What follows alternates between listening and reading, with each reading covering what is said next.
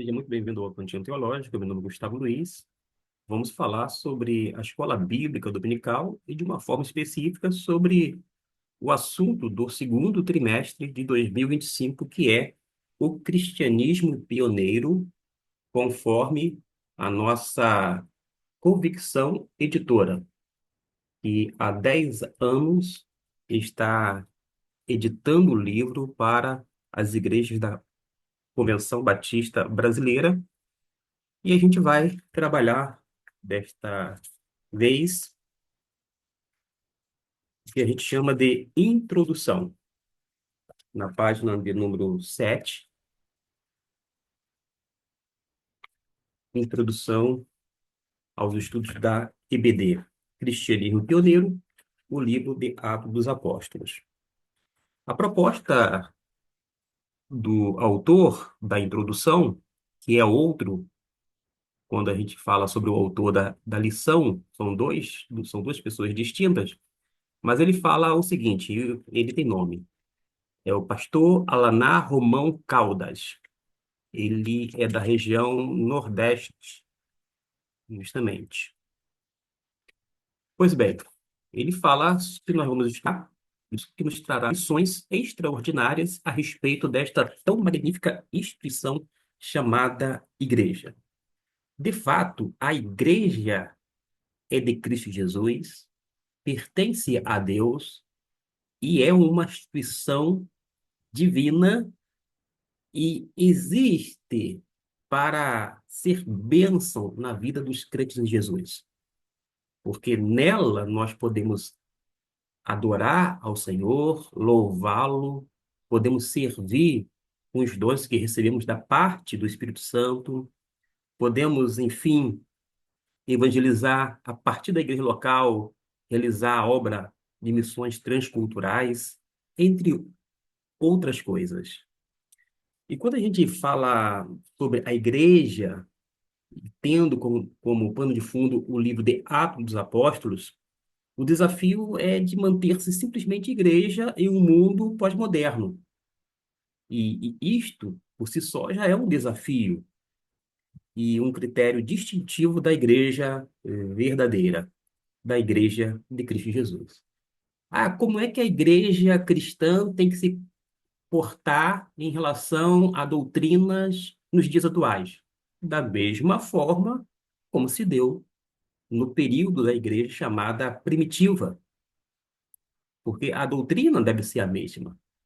Nós devemos compartilhar, ensinar doutrinas apostólicas, isto é, que foram transmitidas pelos apóstolos, uma vez que foram recebidas da parte de Cristo Jesus. E nesta lição nós teremos um recorte da história da igreja que vai nos oferecer preciosas lições para a igreja hoje. Mas quando a gente fala sobre igreja batista, na verdade, a gente tem que colocar no plural. Por causa de quê? Não se fala em igreja batista. Qual é o pensamento da igreja batista? A gente pensa que existe uma denominação, que é algo maior, formado por igrejas batistas, que são assim chamadas. Estas, por sua vez, estão geralmente filiadas a uma convenção, quer estadual, associação local, uma convenção em nível nacional, como é a Convenção Batista Brasileira, que por sua vez está filiada e atrelada à Aliança Batista Mundial. Logo, a gente não fala em igreja batista, mas sim nas igrejas batistas. Agora, se em algum momento a gente falar igreja no singular, vai ser em relação à Igreja de Cristo Jesus, não fazendo essa distinção de igrejas locais como nós concebemos. Porque os primeiros passos da igreja naquela época orientam nossos passos para a igreja hoje. Vamos para o primeiro tópico, que é conteúdo do livro. O que nós vamos encontrar no livro de Atos dos Apóstolos? Primeiro que, apesar do nome do livro ser Atos dos Apóstolos, fala-se muito pouco sobre os apóstolos de Jesus. Começa a falar um pouquinho sobre Pedro, quando ele, no dia de Pentecostes, inclusive pegou a palavra, ele pregou. Depois, Pedro novamente aparece com João, sendo que depois a gente vai observar que vai falar de um apóstolo derradeiro. Estou me referindo a Saulo de Tarso, que se converteu a Cristo Jesus e se torna apóstolo dos gentios. De modo que nós vamos ver o tempo inteiro as ações do Espírito Santo, porque existem igrejas e Deus vai governando a vida das igrejas, porque governa a vida dos membros das igrejas, destas respectivas, e ainda observamos que Deus vai dirigindo a história, de modo que a gente vai depois culminar com o último capítulo de Atos dos Apóstolos, o Evangelho chegando no coração do Império Romano, em Roma. Jesus começa na Galileia, pregando o Evangelho, e depois de mais de 30 anos, o Evangelho chega no centro do Império Romano. Vai revelar a mão direita de Deus na vida da comunidade, que nasce da fé em Cristo, chamada igreja. Nós sabemos que Jesus é a pedra angular, ele é o criador da igreja. Também sabemos que Deus, na eternidade, já tinha planejado a igreja. A igreja não é um plano B, não é porque algo falhou e, de repente, tem que pensar em alguma coisa para colocar no lugar. Nada disso. Já havia no desejo de Deus, no seu ser, esse projeto chamado igreja. Quando a gente analisa os evangelhos, a gente vai observar que a igreja já começa a existir de uma forma, digamos, embrionária. Havia tesoureiro, já havia discípulos. Jesus, lá no finalzinho, vai celebrar a ceia. Teve batismos, embora a gente depois vai fazer uma distinção entre o batismo de João para arrependimento e o batismo cristão. A gente precisa fazer essa distinção, porque a Bíblia apresenta tal coisa.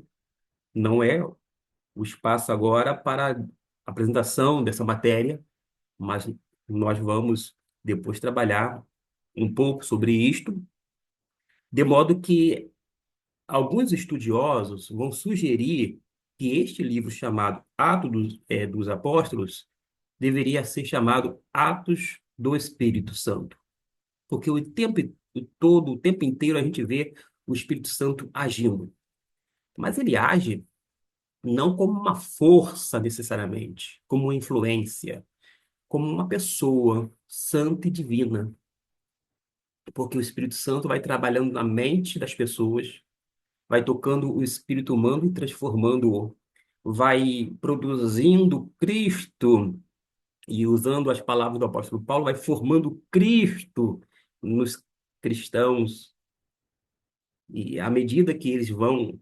produzindo esse caráter de Cristo, a gente observa a obra, quando não silenciosa, porém efetiva na vida dos crentes em Jesus. É verdade que houve alguns sinais visíveis, audíveis, alguns fenômenos sobrenaturais, conforme Atos capítulo 2. Houve outros episódios que são marcantes, porém o Espírito Santo vai trabalhando de uma forma tão tranquila, mas ao mesmo tempo firme, de maneira consistente no coração das pessoas e vai, sem dúvida alguma, produzindo resultados extraordinários. Se o título Atos dos Apóstolos não é o mais apropriado, o título sugerido, Atos do Espírito Santo, não colou. Não teve ninguém que, vou dizer assim, embora mencionasse, faz questão de ler. Vamos ler Atos dos Espírito Santo. Ninguém faz isso. Porque a gente faz essa referência a Atos dos Apóstolos, conforme está na nossa Bíblia, que foi algo convencional. Ou seja, foi convencionado, e essa convenção é internacional, as pessoas aludem a Atos dos Apóstolos, no Ocidente principalmente, e a gente mantém essa linha. O livro de Atos vai apresentar a expansão do, do Evangelho por meio da igreja, pois foi a igreja de Antioquia, lá no capítulo 13, que enviou Barnabé e Paulo ao campo missionário. É bom que se diga que os apóstolos, como tais, deveriam apregoar o evangelho até os confins da terra. Mas no primeiro momento, eles não fizeram isto. Uma coisa curiosa é que logo no começo da igreja chamada primitiva, houve uma perseguição. E diz o texto que os crentes foram dispersos, exceto os apóstolos que ficaram em Jerusalém. Eles estavam, digamos assim, ainda tímidos, quando não acomodados, mas precisava levar uma chacoalhada da parte de Deus para acordar para a vida, para atentar para as coisas do Espírito. E não foi à toa que Deus aparece para Cornélio, aparece para Pedro, e há todo aquele desfecho para que Pedro viesse entender que Deus não faz acepção de pessoas, que os gentios tidos como imundos, impuros, também estavam sendo aceitos para o evangelho através daquele ato salvífico realizado na cruz do Calvário por Cristo Jesus. E eles vão compreender lá em Atos capítulo 10, capítulo 11, é uma explicação do capítulo anterior, que Deus não faz acepção de pessoas. Sendo que naquele episódio de Atos 10, tinha se passado mais ou menos 6 a 8 anos de idade. Digo, 8 anos. Não foi uma coisa assim de repente. Ah, dentro da cronologia, alguém que sugere que os samaritanos foram alcançados cerca de um ano depois, no mínimo. Não foi na semana seguinte, não foi no primeiro bimestre ou semestre, mas no mínimo no ano seguinte, ou seja, um ano depois do dia de Pentecostes.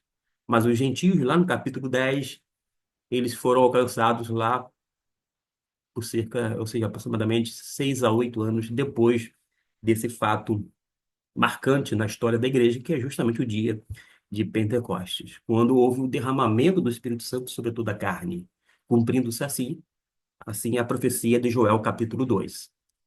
E o desfecho do livro é maravilhoso porque salta-nos aos olhos duas grandes verdades. E quais são as verdades que qual o pastor, já mencionado, Alanar, apresenta? A primeira é que absolutamente nada pode deter a pregação do evangelho. De fato, nada pôde deter. Mas não teve vida fácil, não. Teve perseguição, teve muita provação, teve tribulação. O evangelho não estava preso, mas o apóstolo Paulo se encontrou preso. A gente observa também que, a duras penas, o evangelho foi anunciado em outras localidades, mas graças a persistência de homens leais a Jesus e fiéis às Escrituras. Eram pessoas que o texto diz que eles obtinham da parte do Espírito Santo ousadia e intrepidez. Existem crentes nos dias atuais que são petulantes, vão para as redes sociais falar besteiras, asneiras, um monte de coisas, de vários vieses. Mas aqui não. eles eram ousados, intrépidos, mas porque eram fortalecidos e capacitados pelo Espírito Santo. E ser cristão naquele período não era uma coisa fácil, não. Ainda mais que a gente vai observar em algumas epístolas ou cartas do Novo Testamento e as pessoas tinham seus bens confiscados, eram perseguidos, porque o Império Romano exigia que eles adorassem a César, como se fosse uma divindade, porque todo joelho tinha que se dobrar diante de César. Afinal de contas, o Império Romano predominava e reinava sobre tudo e sobre todos até então, no mundo então conhecido. Mas acontece que nada pôde deter o Evangelho. E a segunda coisa que ele destaca é que o livro, se o livro estivesse aberto, em que os demais capítulos devem ser escritos pelas igrejas das gerações futuras. A segunda é como se o livro estivesse aberto, em que os demais capítulos devem ser escritos pela escritura das gerações futuras. Isto porque quando a gente chega lá no final de Atos dos Apóstolos, a gente vai observar que essas pessoas ficam falando, olha, parece que não tem uma conclusão aqui, não fechou, não encerrou. Porque vai dizer simplesmente, quando fala simplesmente, pregando o reino de Deus e ensinando as coisas concernentes ao Senhor Jesus Cristo com toda a liberdade, sem impedimento algum, diz a palavra de Deus. O evangelho nunca ficou preso, mas as pessoas foram presas. Estevão foi martirizado. Tiago foi morto. Percebeu que havia uma dramaticidade? Hoje em dia, ser cristão é até um tanto cômodo.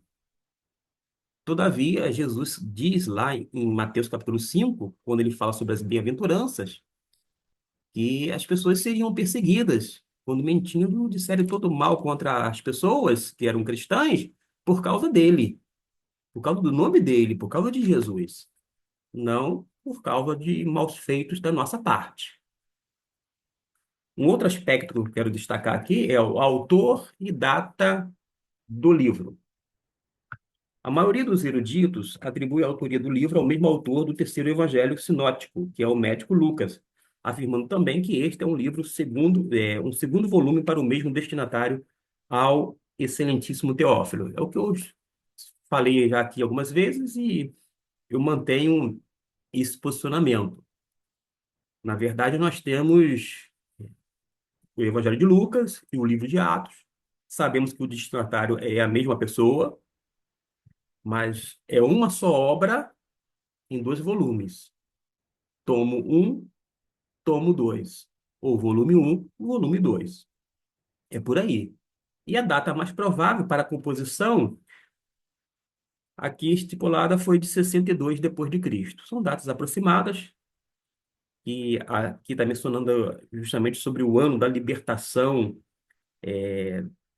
de Paulo da prisão de Roma, que é a última referência de tempo em Atos, porque fala que no capítulo 28 no versículo de número 30 nos diz o seguinte, e você precisa entender um pouco do contexto histórico, da questão jurídica daquele momento. Quando falo isto, por quê? Quando a gente vai, então, deixa eu ver aqui,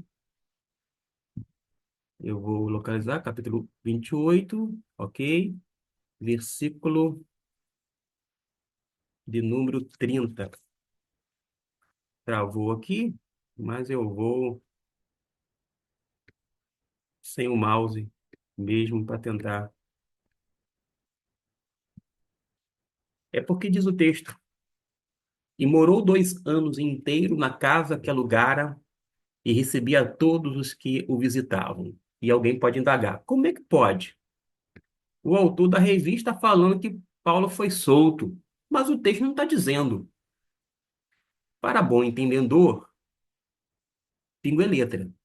Para quem conhece o sistema jurídico da época, tem noção de como que se dava naquele período, a gente sabe que todo cidadão romano, e Paulo era judeu, porém cidadão romano realmente, ele tinha o direito de ser julgado pelas autoridades romanas e não pelo sinédrio, que era ligado aos judeus, por exemplo, nesse viés religioso, mas naquele período tinha um tempo de prisão que era estipulado, porque aqui no Brasil tem assim, prisão temporária, preventiva.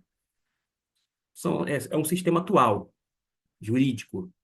Mas naquele período, se a pessoa tinha, como cidadão romano, um direito de que ele tinha que ser julgado em 2 anos. Esse era o período do julgamento. Por quê? Passados esses 2 anos, ele era para ser colocado solto. Ele era para ser solto. E quando o Lucas missiona e morou 2 anos inteiros na casa que alugara e recebia a todos os que o visitavam, ora, gente, está implícito de que Paulo foi colocado em liberdade nesse período que, segundo os estudiosos, é cerca de 62 depois de Cristo. Agora o mouse voltou a funcionar e vamos para um outro tópico que é teologia do livro. A gente sabe que é um livro histórico, Atos dos Apóstolos, sem dúvida alguma, mas tem teologia, tem temas teológicos. E o autor, pastor Alanar Romão Caldas, vai por esse caminho e diz acertadamente, mesmo que o autor não tenha intenção de teologar com seus leitores, a exemplo das cartas paulinas, que são doutrinárias, palavras minhas, Lucas narra temas da teologia, que são fundamentos da nossa fé. Vai falar sobre alguns pontos. Deus em palavra e ação, Jesus, Espírito Santo, igreja, escatologia, que são os acontecimentos finais, e assim por diante. Quando fala aqui Deus em palavra, o autor fala, Deus nem tem tudo sob seu controle, nada foi improviso, mas soberanamente planejado e executado por ele, que enviou Jesus Cristo, que foi morto conforme o seu desígnio e presciência, mas ressuscitou, exaltou e o fez Senhor e Cristo. A gente vai ter essa informação de que Jesus foi feito Senhor e Cristo, onde?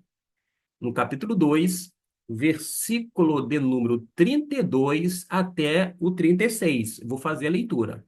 Vai ficar um pouco extenso o vídeo. Ora, Pedro falando, a este Jesus Deus ressuscitou do que todos nós somos testemunhas. De sorte que, exaltado pela destra de Deus, isto é, pela mão direita de Deus, e tendo recebido do Pai a promessa do Espírito Santo, que derramou isto que agora vedes e ouvis, porque Davi não subiu aos céus, mas ele próprio declara, disse o Senhor ao meu Senhor, assenta-te à minha direita, até que eu ponha os teus inimigos por escabelo de teus pés.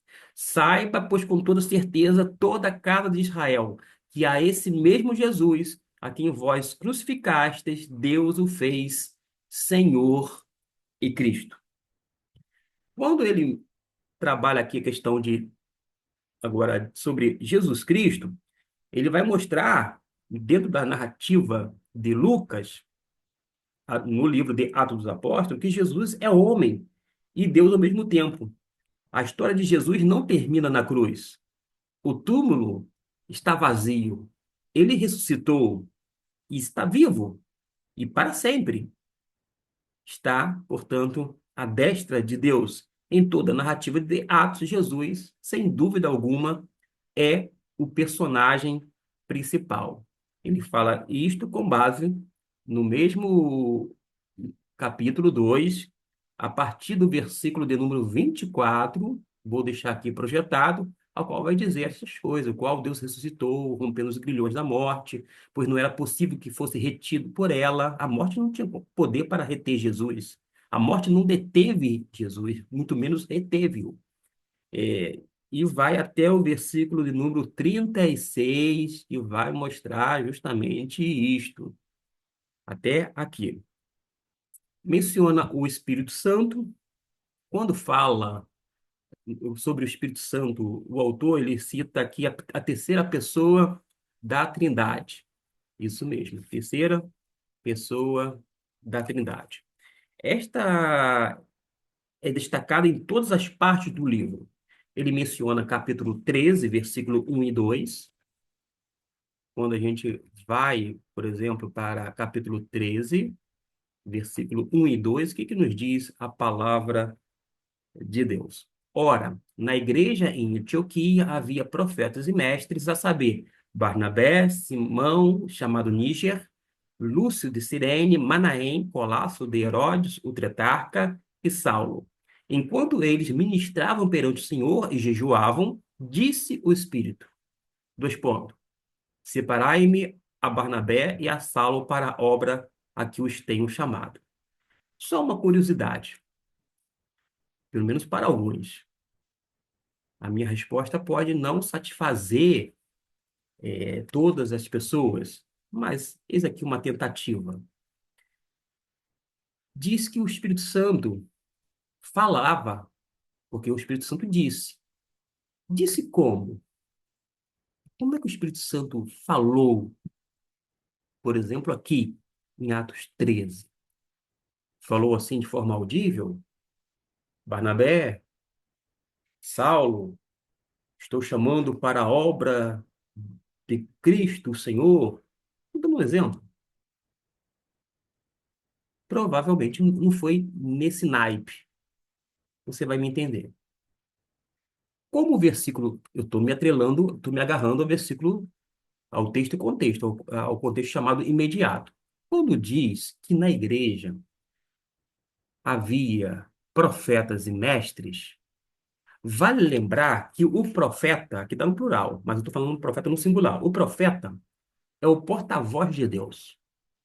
Ele anuncia a palavra de Deus e subentende de que o Espírito Santo falou para que houvesse essa separação para a obra que tinha sido chamado, tanto Barnabé quanto Saulo, através de quem? Quando fala assim, entre aspas, vou colocar naturalmente, através dos profetas. Porque Deus falava pelos profetas. Nada mais, vou dizer, mais lógico e mais natural dentro do texto. Estou me detendo dentro do texto. Agora, se você quiser sair do texto, é pura especulação. Ah, porque Deus falou em sonho. Não disse que foi em sonho. Disse que o Espírito falou. O Espírito disse. Como? Ah, falou através de visões. Também não está dizendo. Agora, é sugestivo e até mesmo indicativo de que, se na igreja havia profetas e mestres, o Espírito Santo falasse através destes. Mas eu estou aqui me referindo, de uma forma específica, aos profetas da igreja. Tá bom? Vamos continuar. Isso que eu estou falando aqui não está nada na revista, não. São apontamentos pessoais, mas que, já que a gente está lidando com os textos bíblicos, um outro texto é justamente Atos, capítulo, capítulo 11. Eu vou colocar aqui, Atos, capítulo 11, no versículo de número 28. Olha só o que nos diz a palavra de Deus. A gente está analisando ainda sobre o Espírito Santo, conforme é um dos temas. E levantando-se um deles, de nome Ágabo, dava a entender pelo Espírito que haveria uma grande fome por todo o mundo, a qual ocorreu no tempo de Cláudio. Vale lembrar que sobre este acontecimento aqui, predito, merece uma atenção especial. Merece. Quem já pesquisou, já leu uma coisa ou outra, sabe do que eu estou falando. Mas tem uma coisa que eu chamo a atenção. Que deu a entender pelo Espírito, possivelmente por meio de uma profecia, possivelmente. Porque ele diz que naqueles dias desceram profetas de Jerusalém para Antioquia. Ele, levantando-se um deles, de nome Ágabo, dava a entender pelo Espírito, então, através das profecias ou desses profetas, de um desses profetas. Mas, de qualquer maneira, é o único caso onde consta profeta, eu estou falando no singular, mas está aqui no plural, tá? Que tem um elemento de predição, um elemento que vai falar acerca de algo futuro, nesse sentido, de predição de futuro. Por quê? Nas outras vezes, a gente vai observar que quando fala em profecia, sempre está ligada a, a uma profecia que parte da Bíblia e que você proclama ou anuncia aquilo que já está revelado. Mas isto é também assunto para um outro vídeo, para um outro momento, e quem sabe, havendo indagações, perguntas, quer neste vídeo, quer lá na frente, a gente possa trabalhar de uma forma mais específica e atender não apenas uma curiosidade, mas ver o que de fato a Bíblia diz no tocante a isto. Vamos para a questão da igreja. Tem um outro texto que é Atos 5. Vou citar logo, vou logo deixar fazer a leitura, porque a gente não vai perder tempo lendo a Bíblia não, tá, meus irmãos? Capítulo 5, versículo 3 e 4. 3 e 4 diz assim: Disse então Pedro: Ananias, por que encheu Satanás o teu coração para que mentisses ao Espírito Santo e retivesses parte do preço do terreno? Enquanto possuías, não era teu? E vendido, não estava o preço em teu poder? Como, pois, formaste este desígnio em teu coração? Não mentiste aos homens, mas a Deus. Note que no versículo 3 menciona mentir ao Espírito Santo, conforme eu estou deixando aqui destaque. E mentir ao Espírito Santo é equivalente a mentir a Deus, porque não estava mentindo a homens, mas a Deus. Logo, a gente compreende nesse texto da parte do apóstolo Pedro, quem redigiu foi Lucas, mas quem é que está falando? Pedro. Pedro, então, ele tem o entendimento e, sob a direção do Espírito Santo, ele está mostrando que Espírito Santo é igual a Deus. Não é à toa que nós, cristãos trinitarianos, entendemos que na Trindade há três pessoas distintas no único ser de Deus. A Trindade é indivisível, mas são três pessoas distintas. Prossigo aqui porque fala sobre a igreja. Aí o autor vai falar: a igreja não é um prédio ou uma instituição com CNPJ. Essa instituição com o CNPJ, como nós concebemos, ela é importante, por exemplo, para o nosso país, porque é necessário. Sem CNPJ, você não pode organizar uma igreja, mesmo sendo a igreja de Cristo. A igreja, de forma orgânica, é uma coisa, mas precisa ser formalizada, porque nós vivemos num país democrático de direito, que tem suas leis, que tem a Constituição como Carta Magna e etc. e tal. Nós também somos cidadãos terrenos, e não apenas cidadãos dos céus ou do reino de Deus. E como tal, melhor dizendo, a gente precisa, como cidadão, cumprir a legislação. Não é prédio, não é instituição com CNPJ ou estrutura física, é verdade. A palavra eclesia, que é a igreja, aparece 23 vezes em Atos. E o livro vai revelar uma igreja autogovernável, uma igreja autoproclamável e autossustentável, que é justamente, vou dizer assim, os três pilares para se organizar uma congregação, conforme nós chamamos comumente, em igreja batista.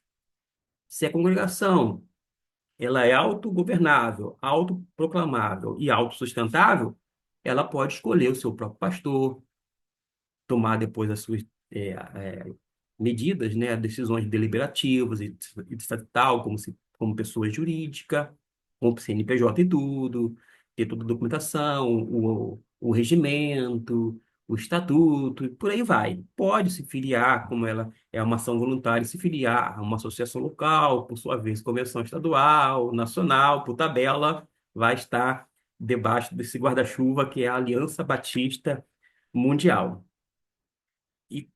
Isso a gente verifica quando enviaram Paulo e Barnabé para pregarem o evangelho aos gentios, que mais uma vez vai reportar aquele texto de Atos, capítulo 13, versículo 1 até o 3, que fala sobre a igreja em Antioquia. Mas um outro tema dentro da teologia do livro, mesmo sendo um livro histórico, é a questão da escatologia, os acontecimentos finais.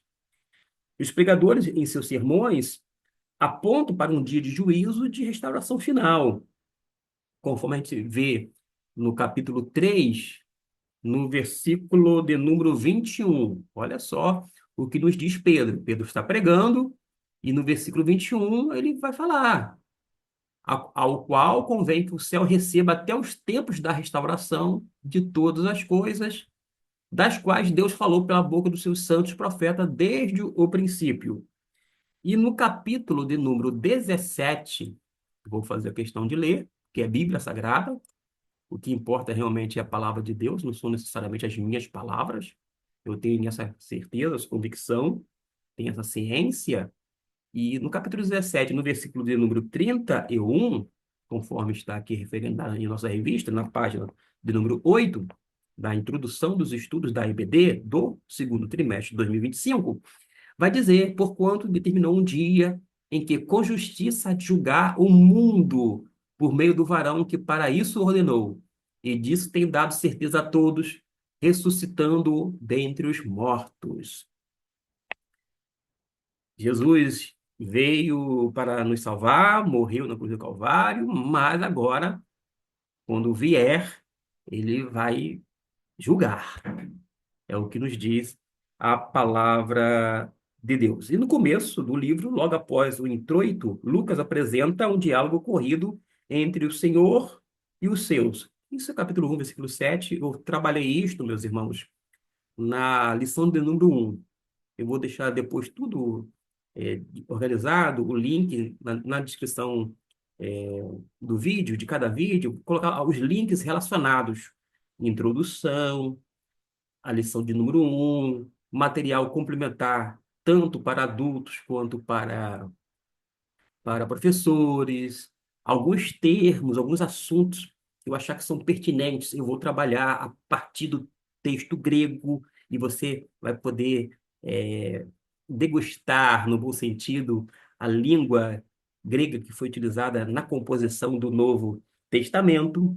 E a última visão que seus discípulos têm do seu mestre e Senhor, que é uma esperança messiânica. Qual é essa esperança messiânica que ele fala?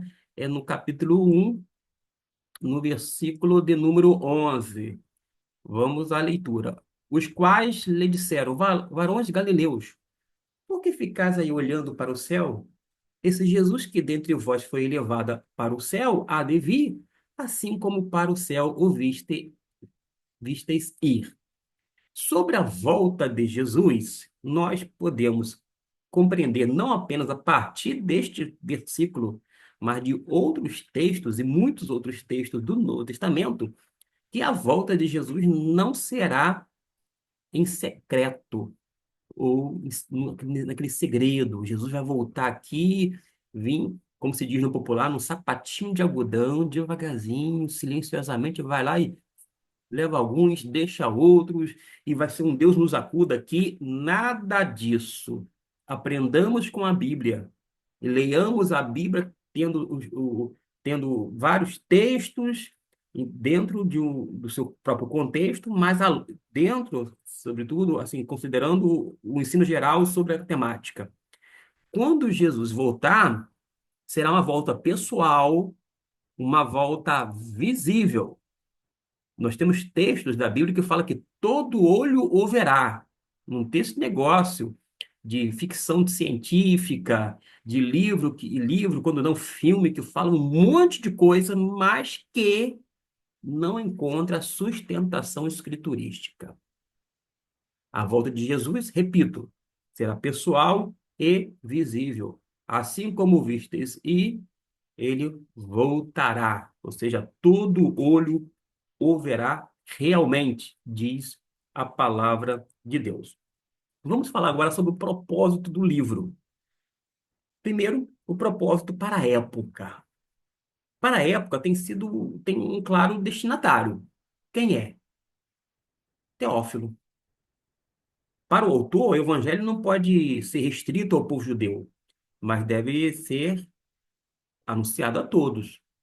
E Lucas relata a Teófilo o progresso das boas novas de Jerusalém até Roma. Só pelo nome, a gente sabe que não foi destinado a um judeu, e sim a um gentio. Teófilo, amigo de Deus, conforme é o significado do nome, Teófilo, o que ele o faz em total harmonia com a grande comissão, porque o evangelho devia ser pregado a todas as nações, a todas as pessoas. Se utiliza Marco a toda criatura. De modo que é muito coerente o que Lucas escreve para Teófilo como gentio. Podemos afirmar vários propósitos dos livros, tais como os relatos que os apóstolos fizeram, revelar a ação do Espírito Santo na igreja, mostrar a expansão geográfica do evangelho, apresentar um cristianismo que superou as barreiras da língua, de cultura, de religião, um propósito apologético que, por mais que a fé cristã tenha nascido dentro da fé hebreia, o evangelho de Deus perpassa e suplanta o judaísmo. Em relação ao propósito para hoje, o autor, pastor Elanar Romão Caldas, ele vai dizer que não há como ser igreja do Senhor Jesus Cristo e ignorar o livro de Atos. Por mais que os nossos olhos estejam fitos no futuro, o passado da igreja primitiva deve ter nossa atenção, pois a igreja primitiva deve ser o nosso paradigma de praxes e fé. Mas lembrando aqui, não está aqui na revista, na página 9, que uma palavra da parte do John Stott é muito sábia e propícia e até mesmo pertinente. O livro de Lucas, que é Atos dos Apóstolos, ao qual eu estou me referindo, é um livro histórico, sim. Tem temas teológicos, sim. É um livro que contém ensinos, mas não é doutrinário. Aí, de repente, para alguns, bugou a mente. Como assim? Se a gente quiser questões doutrinárias, temos que ir para as epístolas paulinas, por exemplo. Se a gente for para o livro de Atos, vai conter ensinos. Como assim? Explico. Vai ensinar que todos receberam o Espírito Santo e que alguns não ficaram de fora. No dia do cumprimento da promessa do Pai, quando o Espírito Santo foi derramado sobre toda a carne, ali representada pelas nacionalidades, todos ficaram cheios do Espírito Santo. Segundo Jesus, conforme Atos capítulo 1, versículo 5, eles seriam batizados não muito depois de alguns dias, né? Não muito tempo depois, de alguns dias. E todos eles foram batizados no Espírito. Acontece que esse batismo no Espírito Santo, essa recepção do Espírito Santo, foi a primeira experiência deles com o Espírito Santo dentro da nova aliança estabelecida por Cristo Jesus. Não foi a segunda bênção, a segunda experiência com o Espírito Santo. Eles precisaram aguardar em Jerusalém, segundo Lucas, lá no finalzinho, porque eles deveriam ser revestidos de poder. E esse poder foi dado a eles quando eles receberam o Espírito Santo. O dom do Espírito Santo é concedido mediante o quê? Arrependimento e com base na fé em Jesus. Porque não é o batismo que salva, e sim as duas condições para a salvação, que são as mesmas condições para receber o dom do Espírito Santo, que nada mais é o próprio Espírito Santo sendo concedido, ou seja, sendo dado ao crente no momento de conversão.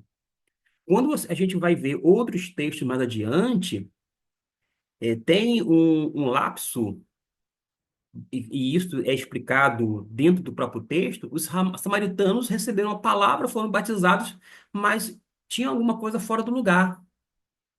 A questão não era que a fé dos samaritanos era deficiente. A problemática todinha estava justamente com os apóstolos. as pessoas que estavam em Jerusalém.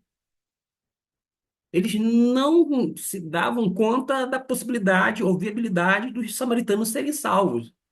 E que negócio é esse que eles receberam a palavra de Deus e estão sendo batizados? Vamos lá ver. Foram os apóstolos lá. E eles viram. E quem disse isso é o próprio Deus falando, através de sua palavra, através da redação de Lucas, que foi muito criterioso. E Deus reteve, vou dizer assim, eu vou colocar aqui a expressão, vamos aqui para o texto de quando fala sobre os samaritanos, para que você tenha uma ideia.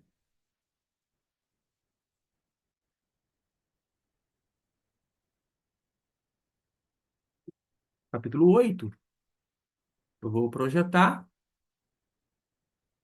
e nos diz o seguinte. A gente observa que eles ouviram a palavra através de Filipe, teve sinais que operavam, muitas pessoas possessas saíam, pessoas possessas eram libertas, os espíritos imundos saíam, paralíticos e coxos foram curados. Houve grande alegria naquela cidade. Vai falar que, que até o próprio Simão, vou colocar entre aspas, creu e foi batizado. Os apóstolos, pois que estavam em Jerusalém, olha só o problema todo.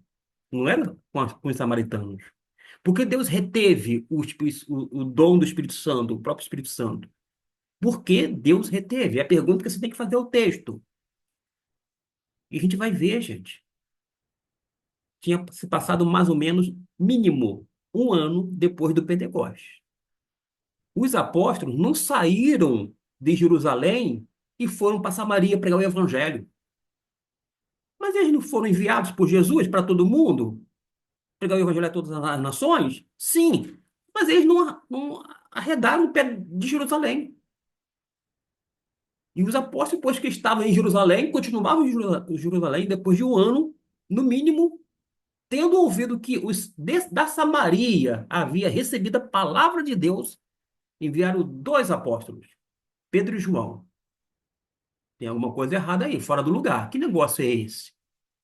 Os quais, tendo descido, oraram por eles para que recebessem o Espírito Santo.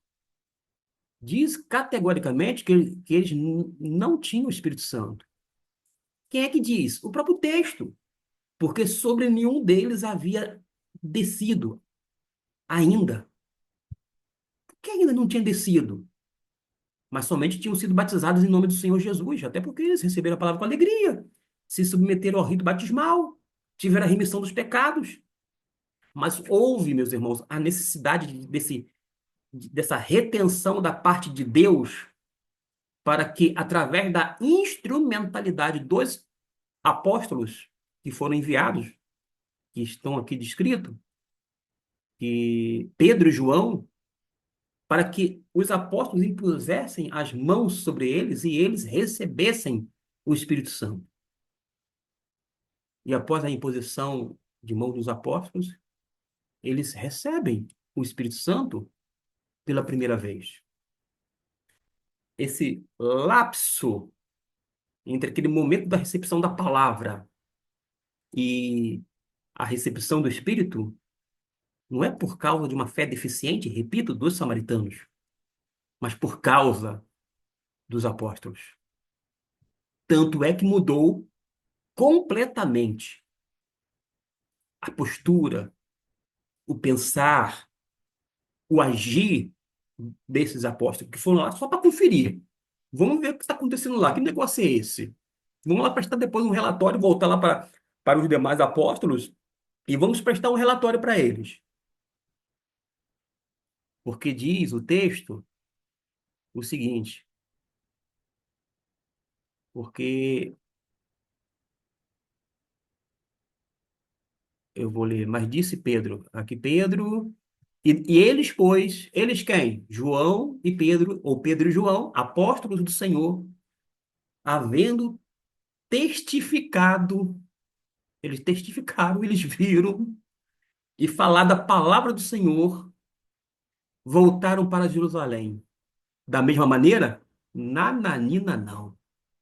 completamente mudados, moldados pelo mandato evangelístico missionário. Porque voltando para Jerusalém, evangelizaram em alguns lugarejos, em alguns lugares. Não, não, não, não, não, diz o texto, em muitas aldeias. Evangelizavam muitas aldeias dos samaritanos. Quem evangelizava? Eles que estavam voltando, Pedro e João. Eles fizeram o caminho de Jerusalém para Samaria. Não evangelizaram ninguém, porque não tinha pretensão. Tinha se passado pelo menos um ano e eles não tinham anunciado o evangelho. Mas Deus levantou um homem, Filipe, diácono, homem cheio do Espírito Santo, cheio de fé, porque era um dos requisitos para se fazer parte do diaconato, não é verdade? Está lá em Atos capítulo 6. É só voltar um capítulo. E Tiago anuncia quem? Jesus. Eles recebem a palavra, são batizados, mas Deus reteve. Reteve o Espírito Santo por causa da fé deficitária? Não, por causa dos apóstolos. Porque quando eles voltaram evangelizando muitas aldeias dos samaritanos, eles entenderam perfeitamente que Deus desejava realmente alcançá-los. Tanto é que foi através da imposição das mãos. Se esse texto aqui fosse, não é, tá? Padrão, receber Jesus, receber a palavra, para depois receber o Espírito Santo, o apóstolo Paulo entraria em contradição, porque nas epístolas paulinas, onde ele ensina e mostra doutrinariamente que nós recebemos o Espírito Santo no momento da conversão, mas aqui foi não um lapso, mas foi uma retenção da parte de Deus por conta dessa situação histórica, cultural, é questão cultural e racial, tem a ver com os samaritanos. É um grupo distinto. E há um desdobramento do Pentecostes aqui. É o que a gente observa. Logo, a gente não pode pegar esse texto. Ah, mas eu acho que esse texto tem que ser padrão. Ah, tem que ser padrão, então tem que levar em consideração o seguinte: se esse texto aqui é padrão, vai ter que dar a mão palmatória. Como assim? Não estou entendendo. É necessário que tenha os apóstolos. Mas não vale esses apóstolos aqui que tem se intitulado, não. São os apóstolos do Senhor Jesus, aqueles que viram Jesus, que andaram com Jesus. Ah, impossível. Pois bem, é impossível. A imposição de mãos aqui é da parte de quem? Dos apóstolos, chamados por Jesus, Pedro e João. Capítulo 19 é uma outra situação com um grupo que estava lá totalmente perdido, tem imposição de mãos também, de um outro apóstolo. Qual o nome? Paulo. Paulo não está mais entre nós, muito menos João e Pedro. E não houve uma sucessão apostólica, não, tá? Engana-se que pensa que houve uma sucessão apostólica, morrendo aqueles apóstolos, inclusive, depois aquele que ocupou o lugar de Judas, cessou os apóstolos. E Paulo também morreu. Paulo era o apóstolo derradeiro, não era assim? Porque ele foi chamado para ser apóstolo pelo próprio Senhor Jesus Cristo, para ser apóstolo dos gentios. Mas não há mais. Além do que, nós não somos samaritanos. Nós somos o quê? Nós somos gentios. Então, para quem se arvora desse texto de uma forma arbitrária, lembre-se disso. Eram samaritanos, tinha esses fatores culturais, sociais, raciais, religiosos, etc. e tal. E Deus reteve com um propósito. Não por causa da fé deficiente dos samaritanos, mas por causa dos apóstolos, não apenas Pedro e João, mas de todos os demais que estavam e tinham até então permanecido em Jerusalém. Os propósitos para hoje Não há como ser igreja do Senhor Jesus Cristo, ignorar o livro de Atos, por mais que nossos olhos sejam fitos no futuro, tal, tal, tal, tal, tal. Não podemos ter a ingênua impressão de que a igreja primitiva era perfeita, não era perfeita. A gente vai ver uma dificuldade que a igreja teve. Aquele grupo de Jerusalém venderam todos os seus bens, depositaram os pés dos apóstolos, e depois veio uma pobreza tão grande, naquele período, que eles passaram um sufoco, ficaram bancarrotas. Foi muito difícil. Eles abriram mão, até porque havia muito latente aquela expectativa da volta de Jesus de uma forma abrupta, vou dizer assim. Alguns, dentro do período da chamada igreja primitiva, não vale nem a casar, não vale nem a pena casar, porque para que casar? Vai casar e Jesus vai voltar logo e pronto, acabou. Não vai ter mais valia alguma. Teve gente até ao extremo. Não, Jesus vai voltar. Vai voltar e queria comer às custas dos outros, não queria mais trabalhar. Aí o Paulo fala, né? Tessalonicenses, a carta dele. Aquele que não quer trabalhar, também não coma. Não vai viver à custa dos seus irmãos em Cristo, não.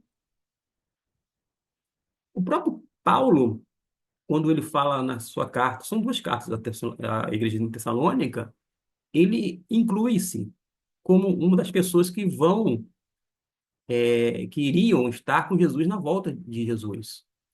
Não é um estilo literário de Paulo, não. Ele acreditava piamente que Jesus voltaria logo.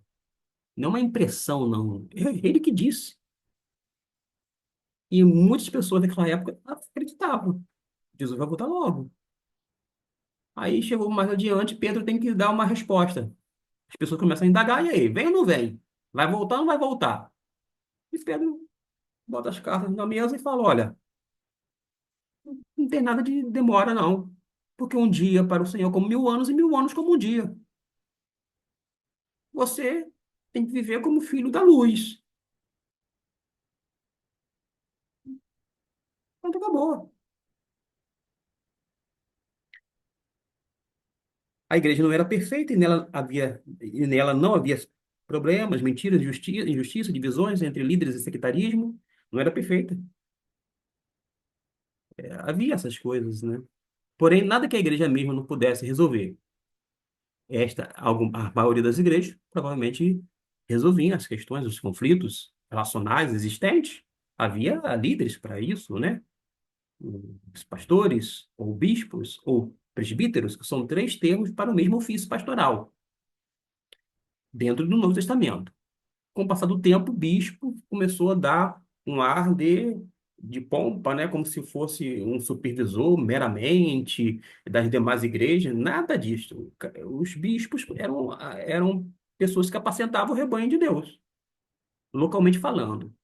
Acontece que em cada igreja cristã, em cada igreja local, havia pelo menos mais de um pastor, ou bispo, ou presbítero, que é a mesma coisa. Quando Paulo se refere aos líderes num contexto, vou dizer, gentílico, ele vai utilizar bispos. E quando ele se refere aos mesmos a líderes, mas no contexto judaico, ou seja, uma igreja composta de judeus convertidos a Cristo, ele vai utilizar presbíteros, que significa anciãos. A tradução é anciãos.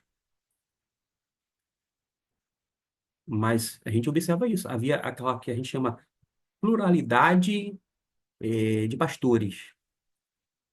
Quem disse isso foi, entre tantos, tá?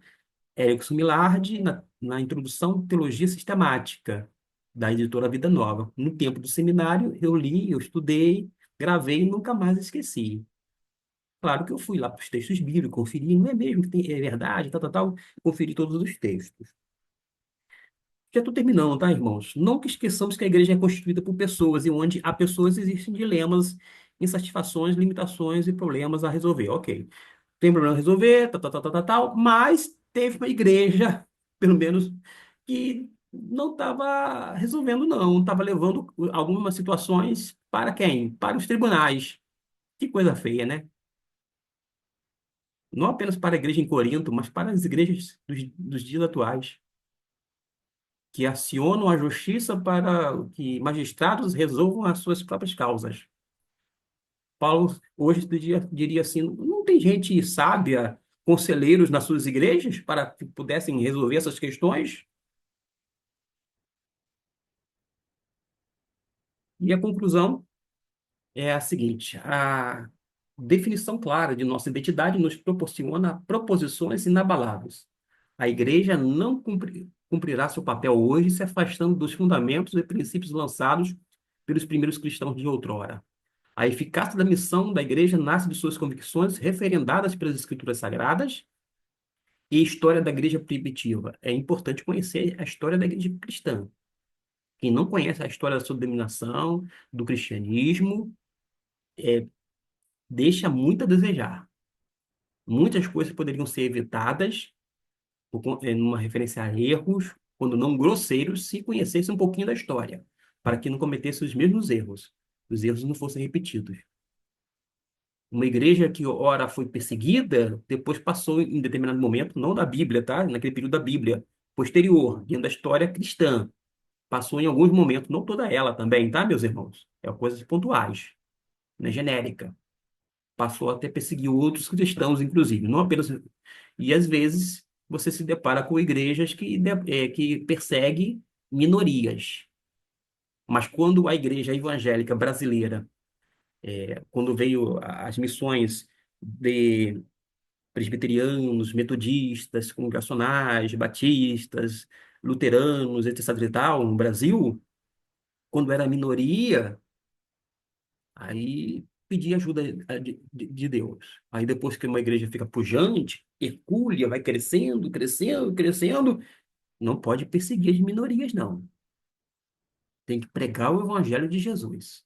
É isso que a gente tem que fazer. Tem que ter, ao lado da proclamação do evangelho, um testemunho autêntico, porque nós somos chamados e recebemos poder através da habitação do Espírito Santo e este transfere-nos poder para sermos testemunha de quem? De Jesus.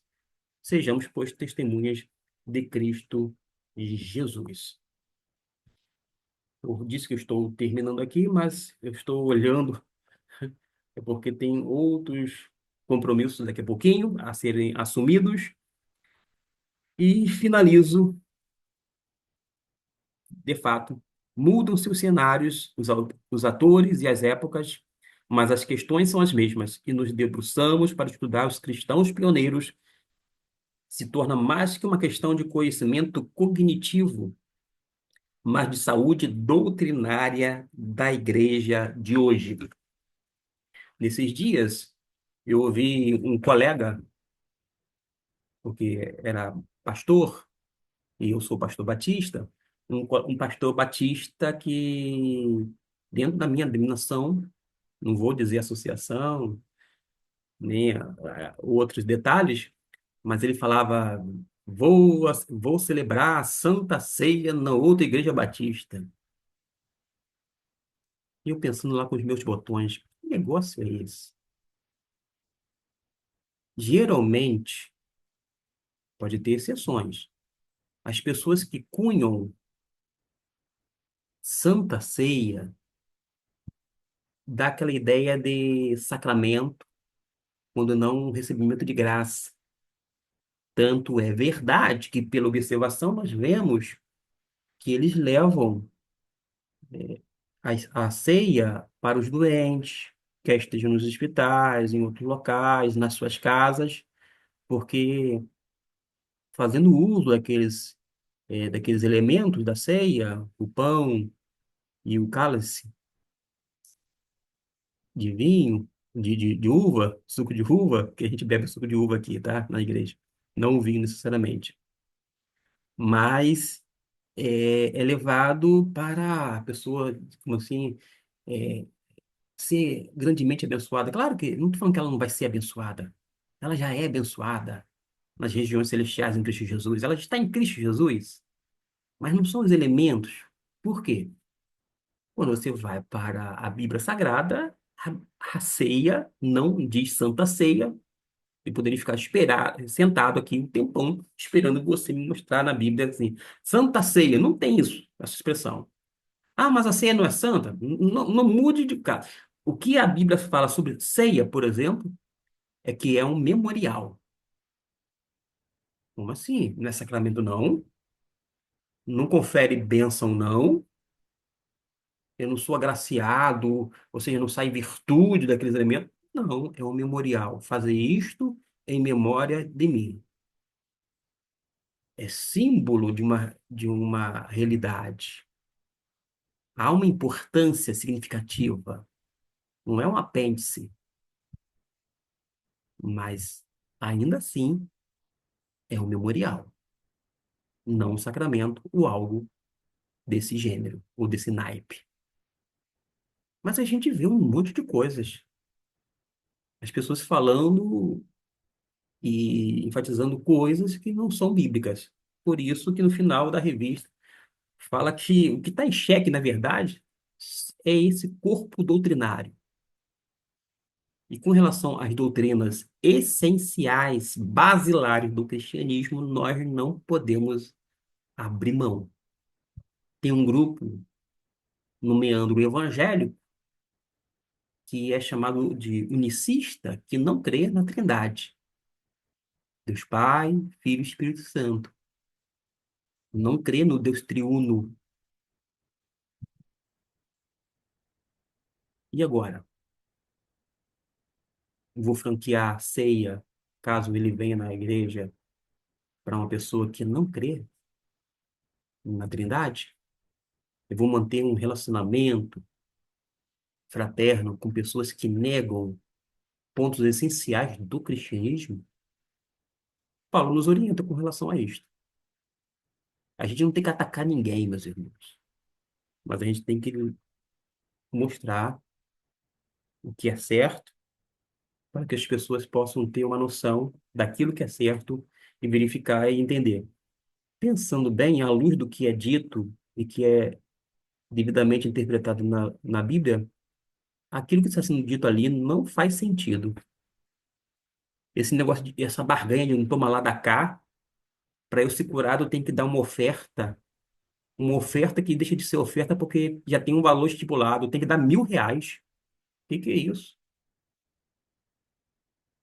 A gente não vê no Novo Testamento um movimento de sinais, de milagres e prodígios, um movimento de curas, conforme a gente verifica aqui e acolá, mediante dinheiro, oferta.